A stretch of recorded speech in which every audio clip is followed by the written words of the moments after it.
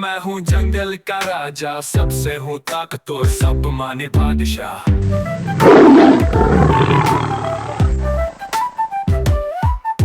हाथी बोला मुझ सा कोई नहीं, मेरी सोंड बड़ी, मेरी ताकत पे गिनती।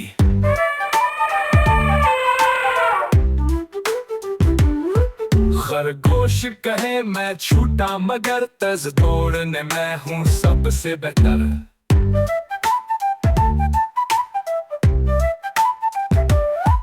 बंदर बोला देखो मुझे, दरख्तों पर कूदूं, हर लम्हे हंसूं।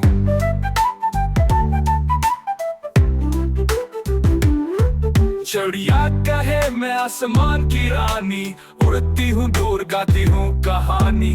बिल्ली बोली मैं हूँ नरम और प्यारी, चुपके से आऊं हूँ सबकी दिलारी। ये गीत हमें सिखाता है, हर जानवर खास हमें बताता है। प्यार करे सबसे ये पैगाम दो, जानवर हमारे दोस्त, ये बात याद रखो।